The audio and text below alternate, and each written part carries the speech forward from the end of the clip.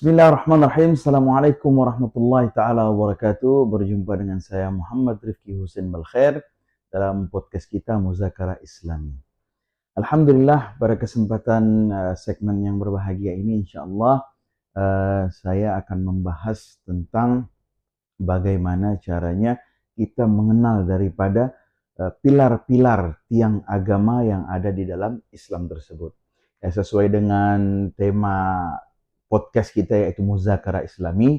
Di sini saya bukan menggurui ataupun menceramahi, ini muzakarah sesuai dengan tema kita yaitu muzakarah, saling berbagi tentang ilmu agama Islam. Nah, kali ini segmen ini insyaallah kita akan berbagi tentang mengenal daripada tiang-tiang asas-asas daripada agama Islam tersebut.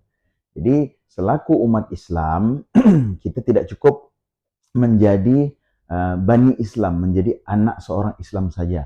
Karena apa? Kita harus mengetahui dan mempelajari isi Islam itu tersebut. Nah, di sini insya Allah kita akan mulai daripada asas-asas tiang daripada tiang agama tersebut. Jadi di dalam agama Islam ini, kawan-kawan, kita mengenal tentang 6 daripada tiang atau asas agama Islam yang menentukan suatu hukum. Nah, kembali kepada yang 6 tadi ini. Jadi suatu hal, suatu hukum ataupun perkara ibadah yang berkaitan dengan agama Islam akan merujuk daripada 6 asas tersebut. Apa itu, saudara? Yang pertama yaitu hukum wajib. Jadi ada 6 ya. Pertama wajib, lalu kita akan mengenal perkara yang namanya haram, lalu ada mengenal perkara namanya sunnah, ada yang mengenal perkaranya makruh, ada yang mengenal perkara yang namanya mubah, dan yang terakhir kita juga mengenal daripada perkara yang namanya syubhat. Jadi ada 6 perkara asas di dalam agama Islam yang mana akan menentukan daripada hukum-hukum tersebut. Nah, maka dari itu wajib kita selaku umat Islam, ya, tidak hanya kita dilahirkan dari orang tua Islam lalu kita sejatinya Islam tidak mau belajar tentang Islam tersebut, ya salah juga. Karena seorang Islam yang sejati ia harus belajar daripada agamanya tersebut. Karena kita tidak menutup kemungkinan banyak sekali di luar sana yang menyatakan dirinya Islam, akan tetapi begitu kita tanya tentang perkara Islam tersebut dia tidak tahu. Jadi kan sayang sekali, sudah terselamatkan menjadi orang Islam tapi tidak mau belajar agama Islam tersebut. Maka dari itu dibangunnya daripada channel podcast Muzakarah Islami, yaitu muzakarah, saling bertukar pikiran, bertukar pendapat dalam hal-hal agama Islam tersebut. Nah, jadi Al-Fakir, saya sendiri akan bermuzakarah tentang 6 hal tersebut. Yang pertama, yang tadi kita harus mengenal tentang perkara wajib. Jadi di dalam agama Islam, apabila seseorang itu menjalani agama Islam, maka ada aturan-aturan tertentu untuk menentukan suatu hukum, untuk menentukan suatu hal perihal ibadah. Yang pertama itu adalah wajib. Nah, apa itu wajib? Wajib ialah suatu hal yang diperintahkan oleh Allah Subhanahu wa taala atau diperintahkan oleh baginda Muhammad SAW yang sifatnya diharuskan. Ya, itu yang namanya wajib. Jadi definisi wajib, apabila kalian lakukan, ya, maka akan mendapat pahala. Apabila kalian tinggalkan, ya akan mendapat dosa. Nah, itu wajib, suatu hal yang diharuskan di dalam agama. Contoh, sholat. Sholat itu wajib.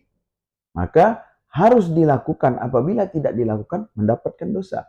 Sesuai dengan firman Allah Subhanahu wa taala, "Inna sholata kanat 'alal mu'minina kitaban mawquta." Yang artinya sesungguhnya salat itu tersebut, ya, diwajibkan atas umat-umat muslim kitaban mawquta, yang sudah ditentukan waktunya, sudah ditentukan waktu-waktunya. Jadi tidak ada illah, tidak ada pengecualian untuk meninggalkan daripada salat tersebut. Nah, itu salah satu hukum daripada contoh perihal yang wajib. Lalu seperti puasa bulan Ramadan itu juga wajib. Juga jelas dalilnya kan, Jadi tidak ada dalil atau ilah pengecualian bagi suatu perkara hal yang wajib. Nah, itu yang perlu kita ketahui. Dan definisinya, wajib ialah apabila dilakukan mendapat pahala, apabila ditinggalkan mendapat dosa. Oke, itu perkara yang pertama. Lalu kita masuk perkara yang kedua, haram. Jadi yang pertama wajib, yang kedua perkara haram. Ini termasuk daripada perkara tiang asas agama yang dapat menentukan suatu hukum atau menentukan suatu hal ibadah. Apa itu definisi haram? Haram ialah apabila kita lakukan, maka kita akan mendapatkan dosa. Apabila kita tinggalkan, kita mendapat pahala. Jadi suatu hal yang haram itu tidak boleh dilakukan oleh umat Islam yang sudah diharamkan oleh Allah Subhanahu wa taala, yang sudah dilarang oleh baginda Muhammad SAW, tidak boleh dilakukan. Nah, maka apabila kita melakukannya, kita akan mendapatkan ganjaran dosa dari Allah Subhanahu wa taala. Apa itu contohnya? Contohnya seperti minum khamar. Itu sudah jelas dalilnya, ya. Wala tasyrabul khamar. Nah, itu tidak boleh minum khamar sama sekali, walaupun setetes. Walaupun setetes, kan ada lagu Roma Irama itu kan. Minuman keras, miras. Nah, itu walaupun setetes tetap jatuhnya hukumnya haram. Ya. Terus akalus siba, makan makanan hewan buas, atau mohon maaf, makan babi, makan anjing, itu tidak boleh, diharamkan oleh Allah. Terus makan hewan yang bertaring, terus makan hewan yang berkuku tajam, nah itu sudah jelas diharamkan. Makan darah, nah itu diharamkan oleh Allah. Artinya di setiap suatu larangan dari Allah, maka akan ada manfaatnya. Jadi Allah melarang sesuatu bukan semata-mata cuma larangan saja, pasti ada sesuatu akan menimbulkan mudarat. Begitu juga suatu hal yang diperintahkan oleh baginda Rasulullah SAW atau diperintahkan Allah, pasti akan mendatangkan manfaat. Suatu hal yang dilarang, pasti itu akan mendatangkan mudarat. Maka dari itu, kita patuhi daripada aturan-aturan agama Islam yang disampaikan oleh baginda Rasulullah SAW melalui Allah Subhanahu wa taala. Karena Rasul sallallahu alaihi wasallam memimpin daripada agama Islam ini tidak lepas daripada apa-apa yang disampaikan, difirmankan oleh Allah Subhanahu wa taala. Karena sifatnya baginda Muhammad sallallahu alaihi wasallam itu wa ma yantiqu anil hawa in huwa illa wahyu yuha. Rasul sallallahu alaihi wasallam beliau menyampaikan sesuatu, mengajarkan sesuatu bukan atas hawa nafsunya, bukan atas keinginannya sendiri, tapi atas apa-apa wahyu yuha, apa-apa yang Allah wahyukan kepadanya baru disampaikan kepada umatnya. Maka taati baginda Rasul sallallahu alaihi wasallam dalam perihal agama Islam, wabil khusus daripada asas-asas hukum. Yang mana wajib, yang mana haram, yang mana sunnah. Saya rasa itu cukup gamblang, udah disampaikan baginda Rasul sallallahu alaihi wasallam. Hanya kita selaku umatnya bagaimana mentaati ajaran tersebut. Ya, jadi yang pertama wajib, yang kedua haram. Lalu yang ketiga, kita akan mengenal perkara daripada asas hukum agama tersebut, yaitu sunnah. Apa itu sunnah? Ya, sunnah suatu hal yang dianjurkan oleh baginda Rasul sallallahu alaihi wasallam melalui perkataannya, perbuatannya, min qauli wa fi'lihi wa sunnah. Jadi ma warada 'ani Nabi sallallahu alaihi wasallam min qauli wa fi'lihi wa sunnah. Apapun yang datang dari baginda Muhammad sallallahu alaihi wasallam, dari perkataannya, dari perbuatannya, maka itu adalah yang dinamakan sunnah. Sedangkan definisi sunnah tersebut, apabila dilakukan mendapat pahala, ya, apabila tidak dilakukan ya tidak mendapat apa-apa. Nah, jadi kalau kita bahasakan, sunnah ini adalah ekstrakurikulernya daripada ibadah dalam agama Islam. Ekstrakurikuler kan artinya ya mau diikuti silakan, maka apabila kita ikuti pasti akan mendapatkan nilai plus. Nah, kalau seandainya kita tidak mau lakukan, ya tidak jadi masalah, artinya tidak mendapat dosa dan tidak juga mendapat pahala. Nah, maka dari itu Allah sudah kasih kita ekstrakurikuler, maka ya semaksimal mungkin kita lakukan perkara-perkara tersebut. Jadi perkara sunnah ini sangat banyak. Tergantung kita apakah ingin melakukannya, Kita mendapatkan pahala dari sunnah tersebut itu kembali kepada kita tersebut. Jadi kalau ingin menjalankan sunnah artinya apapun yang pernah disabdakan oleh baginda Muhammad SAW, yang pernah dianjurkan oleh baginda Muhammad SAW, maupun dari perkataannya, dari perbuatannya, itu adalah semua perkara-perkara sunnah. Jadi kalau kita ingin berbuat sunnah, ya banyak contohnya. Salah satu contohnya berakhlak mulia, bertutur kata yang baik. Itu daripada perbuatan baginda Muhammad SAW. Kalau jalan itu nunduk, tidak mencongkak, tidak berjalan menyeret-nyeret lantai ini tadi, itu perbuatan sunnah daripada fi'liyah. Apa-apa yang baginda SAW lakukan. Bahkan di dalam satu riwayat, ketika para sahabat berjalan dengan Rasul SAW, di mana di tengah perjalanan tersebut ada pohon tumbang. Maka Rasul SAW di jalan tersebut menundukkan kepalanya untuk melewati dari pohon tersebut. Jadi sahabat mengikuti perbuatan Rasul, nunduk juga. Lalu di kemudian hari, dari sekian puluh tahun yang akan datang, Rasul SAW sudah meninggal. Tapi si sahabat yang mengikuti Rasul masih hidup. Dan si sahabat itu berjalan di jalan yang sama, di tempat yang pernah pohon itu jatuh, pohon itu tumbang. Padahal pohonnya itu sudah tidak ada, sudah dipinggirkan oleh masyarakat setempat. Akan tetapi seseorang sahabat tadi tak mau terlepas daripada sunnah fi'liyah yang pernah baginda Rasul SAW. Dia menunduk di jalan itu padahal pohon itu sudah tidak ada. Lalu yang lain bertanya di sekitarnya, wahai sahabat, kau sudah gila kah? Kenapa kau menunduk di jalan yang tidak ada apa-apa ini?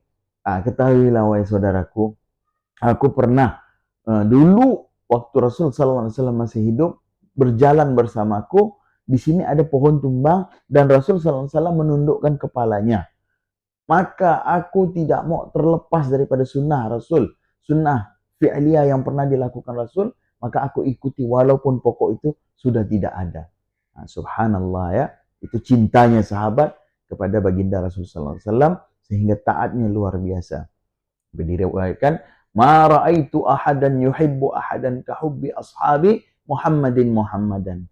Jadi orang-orang terdahulu dulu termasuk kaum-kaum Yahudi mengatakan, ma ra'aitu ahadan yuhibbu ahadan, aku tak pernah melihat seseorang mencintai seseorang kahubbi ashabi Muhammadan, seperti bagaimana cintanya sahabat Nabi terhadap baginda Muhammad SAW.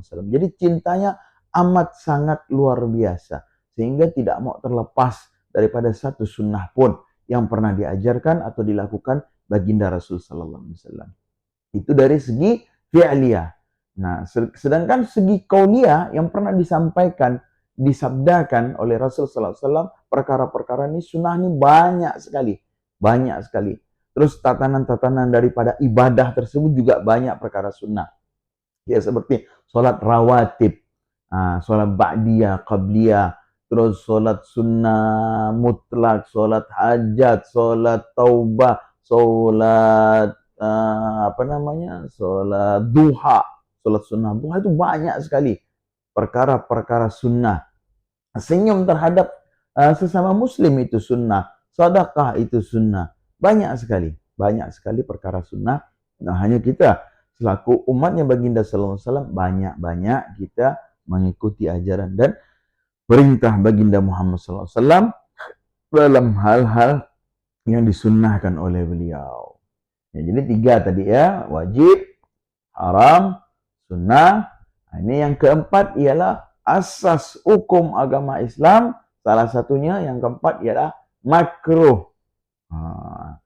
Dari kata kariha yakrahu. Apa itu makruh? Makruh itu suatu hal yang tidak disenangi. Jadi apapun itu perbuatan dalam perihal ibadah yang tidak disenangi oleh Allah Subhanahu wa taala artinya makruh. Akan tetapi makruh ini beda dengan haram ya. Makanya saya sampaikan definisinya. Definisi haram tadi kan dilakukan, tidak boleh dilakukan, itu haram. Kalau dilakukan mendapat dosa, kalau dihindari mendapat pahala, itu kalau haram. Sedangkan makruh Makruh ialah suatu perkara yang memang tidak disenangi Allah Subhanahu wa taala. Akan tetapi bukan artinya tidak boleh dilakukan. Yang melakukannya ya tak mendapat apa-apa. Suatu hal yang makruh apabila dilakukan dia tidak mendapatkan apa-apa. Artinya tidak mendapatkan pahala, tidak mendapatkan dosa. Nah, tapi kalau dia tidak melakukannya, dia menghindari perkara makruh tersebut, dia mendapat pahala. Nah, itu bedanya dengan haram. Kalau haram dilakukan mendapat dosa, dihindari mendapat pahala. Sedangkan makruh dilakukan tidak mendapat apa-apa, dihindari mendapat pahala. Itu suatu hal yang makruh, itu definisinya. Lalu contoh-contoh suatu hal yang makruh itu apa? Ya, suatu hal yang tidak disenangi seperti perkara perceraian. Perceraian suami istri itu termasuk makruh. Jadi bagaimana caranya kita yang sudah berumah tangga menghindari daripada perkara-perkara yang mendekati daripada perceraian tersebut. Karena apa? Perceraian tersebut termasuk uh, hukum daripada hukum makruh yang tidak disenangi Allah. Apalagi banyak sekali perkara-perkara makruh. Contohnya makan bawang. Ya, sebagian ulama mengatakan memakan bawang itu makruh karena mulut kita menjadi bau. Mungkin kalau sudah diolah sehingga tidak bau, ini mungkin tidak apa-apa. Tapi kalau yang kita makan kunyah bawang tersebut, itu makruh hukumnya. Banyak sekali perkara-perkara makruh yang insya Allah nanti kita akan membahas satu persatu di segmen selanjutnya. Kita sekarang fokus daripada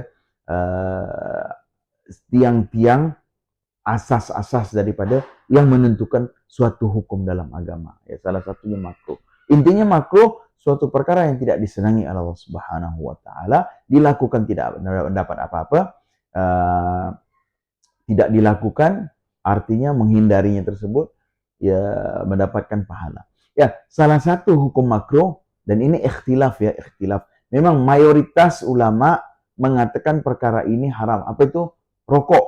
Nah, ini yang sering-sering dapat pertanyaan masalah bab ini. Mayoritas ulama mengatakan memang perkara rokok itu haram. Ya, mayoritas kebanyakan ulama berfatwa bahwasanya rokok itu haram. Tapi tidak seluruhnya mufakat. Ada sebagian ulama kecil mengatakan rokok itu makruh. Nah, jadi kita harus hormati. Bukan artinya di sini saya berbicara bahwasanya mungkin membela seorang yang merokok atau enggak, ini tidak ada pembelaan, tapi ngomong yang hak. Jadi menentukan suatu hukum itu tidak boleh egois. Kita mengikuti merujuk daripada ulama. Karena baginda Rasulullah SAW mengatakan al ulama warasatul anbiya. Seorang ulama ialah warasatul anbiya, pewaris daripada baginda Muhammad SAW. Selama ulama itu akidahnya betul. Nah, ya, jadi sebagian kecil ulama mengatakan rokok itu makruh dan sebagian besar rokok itu haram. Tergantung kitanya. Apakah kita mau melihat, mau merujuk, mengikuti daripada ulama yang mayoritas silakan, minoritas ya silakan. Yang penting itu mereka sama-sama ulama dan mempunyai hujah masing-masing, mempunyai dalil masing-masing. Tapi kalau saya pribadi mengatakan rokok itu perkara yang makruh, yang apabila dilakukan tidak mendapat apa-apa. Bahkan kalau seandainya kita lakukan mendapatkan mudarat yang banyak, ya tinggalkan. Nah, jadi begitu ya. Itu sekilas tentang hukum makruh. Lalu yang kelima, kita mengenal daripada asas hukum Islam, yaitu hukum mubah.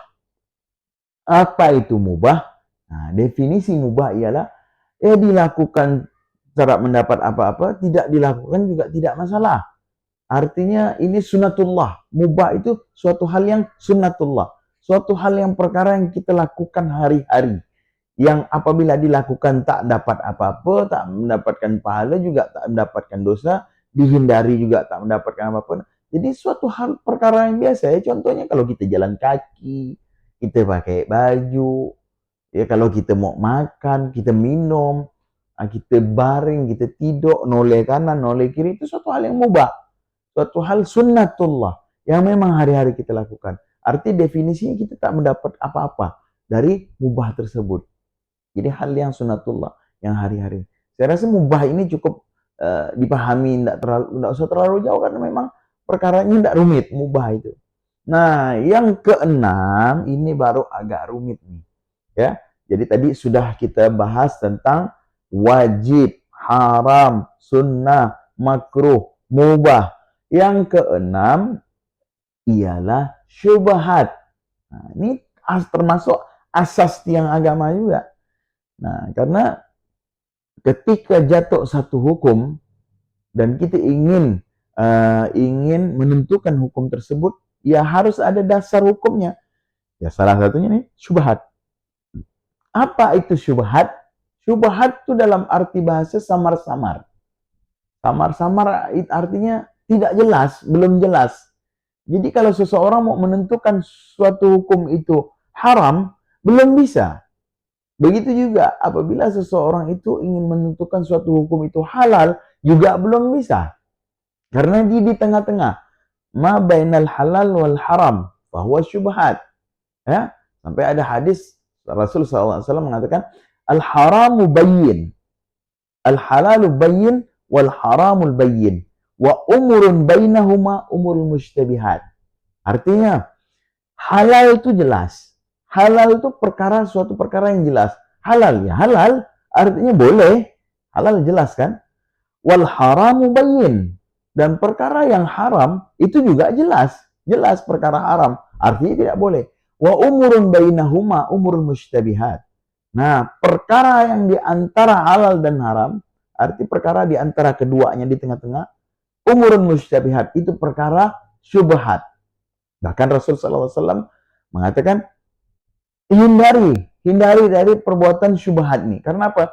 Syubhat ini condongnya, takutnya lari ke haram. Makanya berhati-hatilah tentang perkara yang syubhat, sehingga Rasulullah SAW menyuruh kita untuk menghindarinya. Menghindari dari perbuatan syubhat tersebut. Nah, saya kira definisi paham ya tentang syubhat. Jadi syubhat suatu perkara yang di tengah-tengah. Dia tidak halal, dia tidak haram. Tengah-tengah. Jadi mau menentukan hukumnya masih bingung. Maka diletakkan hukum syubhat. Tapi syubhat ini condong daripada suatu hal yang haram. Maka daripada itu tinggalkan perkara syubhat. Apa itu contohnya? Ini kan cukup menarik nih. Contoh syubhat. Barangkali kita jarang-jarang mungkin yang sudah pernah belajar duduk majelis taklim insyaallah paham. Tapi yang belum mengerti tadi ini, ya kita sampaikan. Syubhat ini contohnya apabila kita ketemu barang yang bukan barangnya kita, ataupun uang lah yang sering kita temui ini kan, seseorang menemukan uang, ya, menemukan uang entah itu di jalan, entah itu di masjid, entah itu di mana, yang bukan haknya dia, yang bukan uangnya dia. Begitu dia ketemu uang, maka diambillah. Nah, hukum uang ketemu tadi ini, itu adalah syubhat. Karena tak jelas punya siapa. Apabila kita ingin menggunakannya, maka belum boleh digunakan. Ada syarat-syarat khususnya, syarat-syarat yang ditentukan oleh Islam sehingga si uang tadi menjadi halal. Nah, karena uang ini masih posisinya di tengah-tengah. Masih perkara yang syubhat. Jadi ketemu uang yang bukan hak kita. Syarat untuk bagaimana caranya menjadi halal nih uang. Yang pertama, kita harus umumkan dulu kehilangan tadi ini. Ya, dari masyarakat setempat, daerah setempat, dari sosmed, apalagi sekarang kita tahu sendiri, sosial media ini di mana-mana, menjangkau di mana-mana. Ya, promosi-promosi sekarang lebih efektif. Promosi dari offline ketimbang promosi online itu lebih efektif online menggunakan sosial media. Maka kita harus umumkan kehilangan tadi itu. Nah kan, keumumkan dari sosmednya, dari masjidnya, dari pihak penyiar, entah penyiar radio, entah diumumkan masanya selama setahun. Nah, uang yang kita temukan jangan kita ganggu gugat. Selama setahun diumumkan. Apabila selama setahun tadi itu ada yang mengakuinya dan memang benar itu uang dia, maka wajib kita kembalikan kepada orang tersebut. Karena itu bukan hak kita, itu masih hak dia. Akan tetapi selama setahun sudah kita umumkan, akan tetapi tidak ada yang mengakuinya, maka uang yang kita temukan tersebut menjadilah halal, menjadi hak kita. Selama setahun ya, di atas setahun menjadi hak kita. Kalau tidak mengakui, maka boleh kita pakai. Terus seumpama kata di atas setahun tiba-tiba ada yang mengakui dan memang benar itu uang dia, maka wajib kita kembalikan sisa yang sudah kita terpakai tadi. Umpama kata kita ketemu uang 1 juta, lalu selama setahun kita umumkan nggak ada yang mengakuinya, maka kita pakailah uang tersebut, anggap kita terpakai 300.000, sisalah 700.000. Di atas setahun ada orang yang mengakuinya dan memang benar uang itu, maka wajib kita kembalikan 700.000 tersebut. Nah, itu perkara syubhat. Itu salah satu contoh. Lalu contoh yang lain bagaimana? Contoh yang lain, umpama kata kita pergi ke masjid. Pergi ke masjid, lalu kita mau berwuduk nih. Kita pakai sepatu. Lalu kita berwuduk nih pakai sendal. Kita nggak tahu nih sendal siapa. Kecuali memang masjid menyediakan sendal jepit untuk jamaahnya pergi berwuduk, itu bukan syubhat, itu halal, jelas karena disediakan oleh masjid. Tapi kalau seandainya masjid tidak menyediakan sendal, lalu kita pakai sendal, entah sendal siapa kita tidak tahu. Kita main nyosor aja pakai sendal orang yang bukan sendal masjid. Nah, selama kita menggunakan sendal tersebut untuk berwudu, itu hukumnya syubhat. Kenapa bisa jatuh syubhat? Karena kita tidak tahu itu milik siapa dan tidak atas tanpa izin. Nah, artinya antara halal dan haram nih sendal ini kita pakai. Kenapa saya bilang begitu? Ini masih menggantung hukumnya. Seumpamanya yang punya sendal, dia keluar mencari sendalnya dan tahu sendalnya kita pakai untuk berwudu, ya, dia tahu nih. Begitu dia keluar, dia nengok sendal nggak ada. Terus dia nengok, oh, kita pakai, orang lain yang makainya. Seumpamanya si tuan sendal tadi itu rela atas sendalnya kita pakai untuk berwudu, maka jatuhlah hukumnya. Yang menjadi syubhat, jatuh hukumnya menjadi halal. Nah, tapi seandainya yang punya sendal dia tidak rela terhadap orang yang pakai sendalnya untuk pergi berwudu, sakit hatinya, nggak izin, ini udah gitu sendal aku nih mahal lagi, kena air, karena dia mengkal hatinya, nggak rela atas sendalnya dipakai, maka jatuh hukumnya haram. Yang syubhat tadi menjadi haram. Nah, inilah perkara yang di tengah-tengah nih. Masih fleksibel, masih bisa jadi haram, bisa jadi halal. Kalau si yang punya sendal rela sendalnya dipakai untuk berwudu, jatuh hukumnya halal. Kalau si punya sendal itu tidak rela sendalnya dipakai orang lain untuk wudu, maka jatuh hukumnya haram. Nah, itu contoh daripada perkara-perkara syubhat. Jadi, alhamdulillah pada segmen kali ini di channel Muzakarah Islami kita dapat mengenal tentang 6 asas hukum dalam agama Islam yang menentukan suatu perkara, suatu hukum, sehingga jelas kita memahami hukum agama Islam tersebut. Nah, insya Allah di segmen selanjutnya kita akan membahas tentang setelah kita membahas hukum nih kan, kita akan membahas perkara, ada yang namanya syarat, ada yang namanya rukun. Jadi suatu hal ibadah, ya, itu harus kita ketahui dulu apa syarat ibadah tersebut, lalu apa rukun ibadah tersebut. Insya Allah akan kita bahas di segmen selanjutnya. Mudah-mudahan yang sedikit ini dapat bermanfaat bagi diri saya, wabil khusus, dan antum-antum sekalian, penonton setia channel Muzakarah Islami. Tolong ya, kita membangun channel ini dengan cara jangan lupa like, subscribe, dan bunyikan lonceng, dan share sebanyak-banyaknya, sehingga saya dan insya Allah teman-teman yang sebagai narasumber dalam channel Muzakarah Islami ini makin semangat untuk berbagi dalam agama Islam. Ya, mungkin cukup sekian dulu segmen kali ini. Saya Muhammad Rifki Husain Balkhair mengucapkan banyak-banyak terima kasih. Jangan lupa like, subscribe, share sebanyak-banyaknya channel Muzakarah Islami. Saya Muhammad Rifki. Jangan lupa. Assalamualaikum warahmatullahi wabarakatuh.